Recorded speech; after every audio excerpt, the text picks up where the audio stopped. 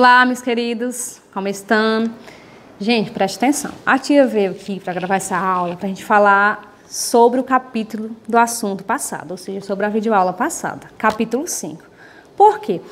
Porque eu acho interessante que a gente faça uma revisão comentada, igual em sala de aula, que a tia vai lá, explica para vocês as perguntas direitinho, para que a gente possa discutir o assunto com mais prática, certo? Aí vocês abrem o livro de vocês na página 30, ou seja, no capítulo 5, só para a gente retomar as perguntas e as respostas. No finalzinho, gente, eu vou deixar o gabarito de toda a atividade que eu passei para vocês na aula passada, tá bom? Então, vamos lá. No capítulo 5 tem como temática o regresso, que é a volta do Marcos para a Espanha. Como vocês sabem, ele é um brasileiro que mora na Espanha com seus pais, porém vieram passar suas férias no Brasil e agora estão voltando para a Espanha, né? Essa é a história. Então, a primeira pergunta diz o seguinte: aonde se vão Marcos e sua família? Ou seja, aonde o Marcos e a família dele vão? Se eles estão voltando para a Espanha, então, regressando à Espanha, tá, gente? Voltando para a Espanha. Segunda, como Marta e Pedro pretendem ir à Espanha?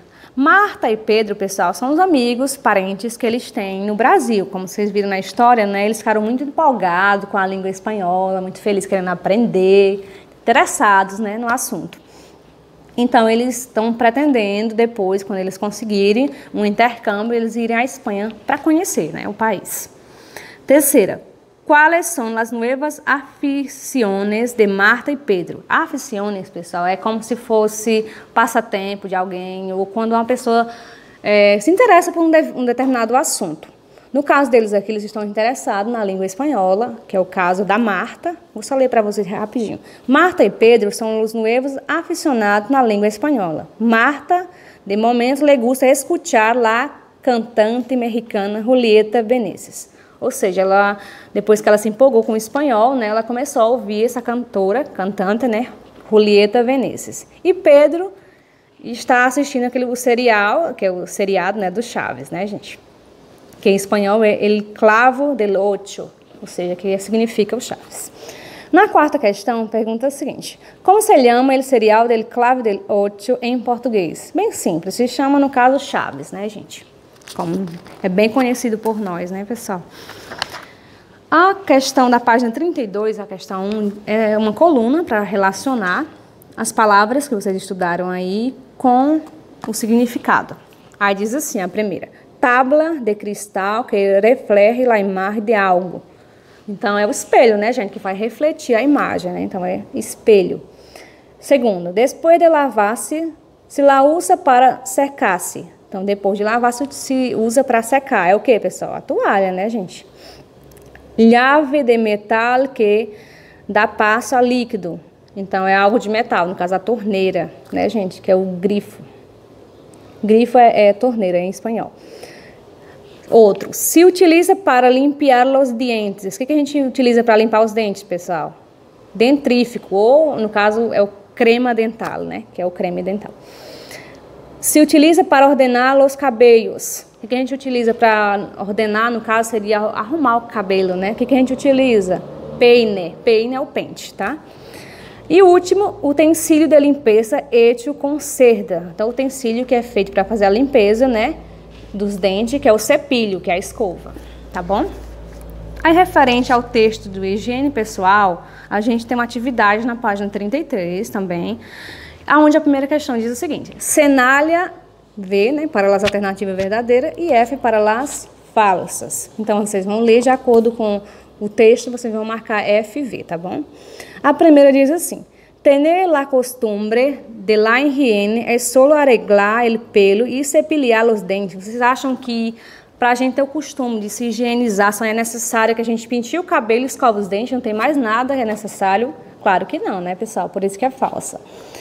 B. Os trabalhadores que têm uma boa higiene evitam enfermidade. Então, os trabalhadores que têm uma boa higiene, eles evitam enfermidade, doenças, né? Com certeza, por isso que é verdadeira. C. Guantes, overoles e botas devem ser evitados, pois são equipamentos anti-higiênicos. Vocês acham que usar luva, botas, devem ser evitados, vocês não devem utilizar esses equipamentos para evitar alguma doença, alguma coisa? Claro que é falso, né? Inclusive, luvas, botas são importantes para quem trabalha. Inclusive, o pessoal da limpeza utilizam, para que evita a contaminação, essas coisas. D. Os trabalhadores devem limpar seus equipos de proteção solo antes de usá-lo, para assegurar que não recoletem nem absorvam substâncias irritantes. Vocês acham que as pessoas que trabalham devem higienizar só depois? Claro que não, gente. A gente deve higienizar antes, depois, frequentemente, né? Por isso que é falso também. Letra E. Lavar-se bem as mãos previne os germes contaminantes e substâncias químicas. Com certeza, lavar as mãos previne tudo isso, né? Segunda. Ahora corrige as alternativas falsas da questão anterior. Então, aquelas questões que foram falsas, que no caso a letra A, C e D, que vocês possam estar fazendo a correção. E aí, no gabarito, no finalzinho do vídeo, gente, vocês só transcrevam corrigindo. Como a tia já comentou, né? Então, vocês só transcrevam a resposta das questões. E embaixo aí a gente tem uma questão referente a essa parte de verbos, né? Do higiene pessoal, só para completar esse textozinho. Eu vou ler completando com vocês, tá bom? Diz o seguinte: Leguei muito cansado e meu único objetivo agora é duchar-me ou banhar-se. Ou seja, duchar-se, ou banhar significa a mesma coisa, né? Que é você tomar banho. Primeiro, me quito a roupa. Quitar é tirar, tá, pessoal? Então, primeiro eu tiro a roupa, que está suja, súcia. Abro a ducha, ou seja, abro o chuveiro e me molho com uma água muito fria. Pois é ele que limpará todo o cansaço do dia. Depois corro ele rabão, ou seja, eu pego, né, o sabão em la raboneteira para sacar toda a suciedade, ou seja, para que eu possa tirar toda a sujeira, né? E lavar meu pelo nada melhor que minha última aquisição, um shampoo argentino traído por meus padres quando se foram à terra del tango, ou seja, os pais quando foram à Argentina compraram esse shampoo, né, gente? Para ele. Para secar-me, uso da toalha sequita y que huele muy bien. Luego de salir de la ducha, me miro no espelho e percebo que minha barba está muito larga. Ou seja, ele, ao olhar o espelho, ele percebe que está com uma barba muito grande, né? Decide, então, afeitar-se. Ou seja, decide, então, tirar. Afeitar é quando a gente faz a barba, né? Tira. Tras isso, me cepilho os dentes, me peino o pelo e, por fim, me dubo sobre a cama a dormir el sueño de los justos. Certo? E por último, gente, na página... Por último não, desculpa. Na página 35, penúltima atividade, que é sobre a acentuação gráfica. Como vocês sabem, a gente está estudando a acentuação gráfica, a parte aguda, porque não é só aguda, são 4, né, gente? Mas a gente está vendo especificamente as agudas. Só relembrando, a acentuação aguda, pessoal, ocorre na última sílaba da frase. Então, aquelas que são acentuadas são a última sílaba da frase, ou a última sílaba da palavra, certo? A questão 1 tem algumas frases onde vocês vão estar lendo e vendo quais palavras que necessitam colocar o tilde. Quem é que lembra o que é o tilde? Tilde, gente, é o acento, o nomezinho que dá esse acento, tá bom? Então, eu vou só ler rapidinho com vocês, mas a parte da acentuação vocês conferem também no gabarito, tá bom? Diz assim: põe la tilde nas palavras agudas de las frases seguintes, segundo convém, ou seja, onde seja necessário, né? Quando ligou, é o verbo em terceira pessoa do plural, é necessário o tilde aqui. Quando ligou Ramon, lhe reclamou a Tomás sua forma de actuar. Então, aí a gente tem 4 lugares que tem o tilde, né? Entrei e ali estava o papel que você me havia derrado. Também aí a gente tem 3 lugares, né? Serafim arreglou el compás e derrubou um balão de color marrom. Vários lugares aqui, né, pessoal, acentuados. Levantou el capitão, ele bandarim e Carlos se acercou. Saldrá el jardim e ali esperarás el senhor Ortiz. Jamás sabré que isso Martim aquele dia. Fernando se sentou em el sofá e rugou el redrez com Carmen.